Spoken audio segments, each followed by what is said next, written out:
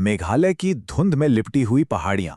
सोचिए, एक ऐसी जगह जहां बादल इतने नीचे होते हैं कि वो जमीन को छूकर निकल जाते हैं। ये जगह जितनी खूबसूरत है, उतनी ही रहस्यमयी भी। यहाँ की हवा में ना एक अजीब सी खामोशी है, एक ठंडक, जो सिर्फ मौसम की वजह से नहीं है। ये वो सिहरन है जो सीधे हड्डियों तक पहुंचती है। क्योंकि याद रखिए, इस सफेद चादर के पीछे हर साया दोस्त नहीं होता। तो चलिए, बादलों के बीच एक ऐसे ही सफर पर चलते हैं।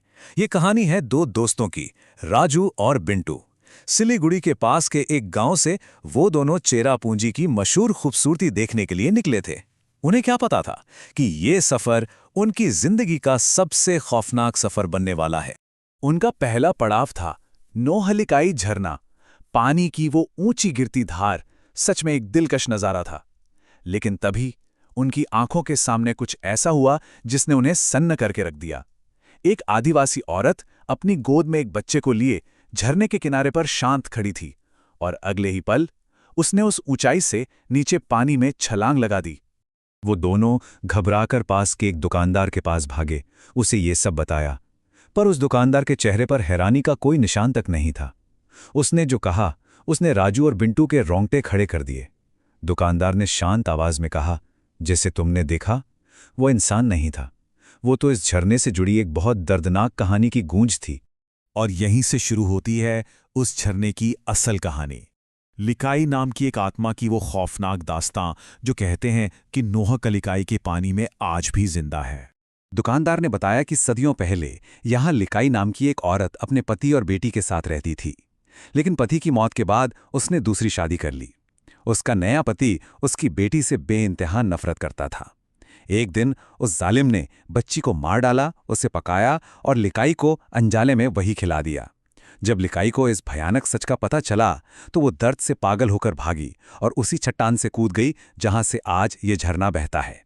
तो राजू और बिंटू ने जिसे देखा था वो कोई जिंदा औरत नहीं थी, वो लिकाई की वही भटकती हुई आत्मा थी।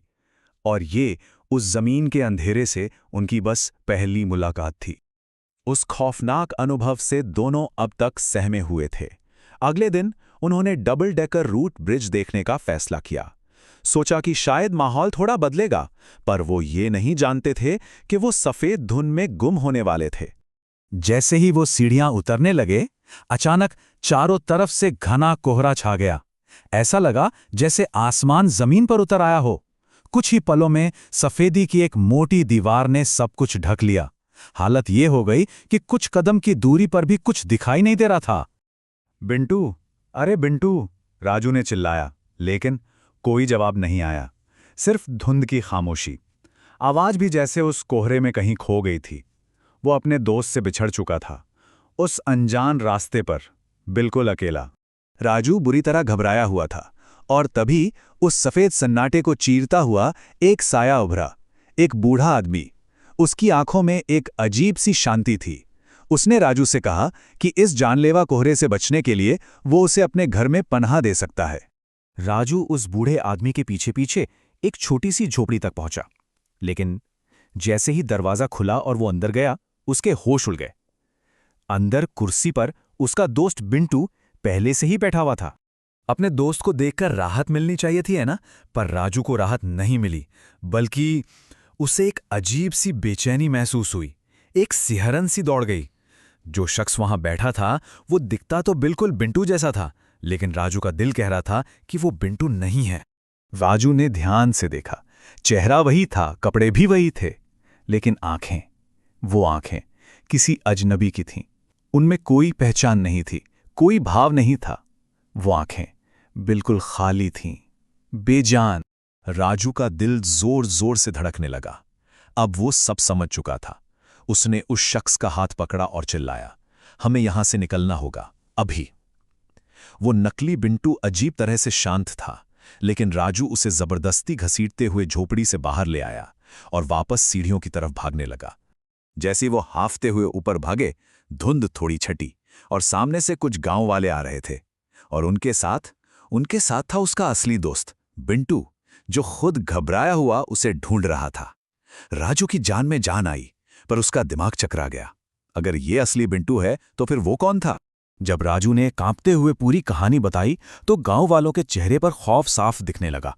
उन्होंने बताया कि जिस बूढ़े आदमी की झोपड़ी में राजू गया था वो तो कई साल पहले उसी रास्ते पर गिरकर मर चुका है और ये देखकर उसके बेटे ने भी वहीं अपनी जान दे दी थी।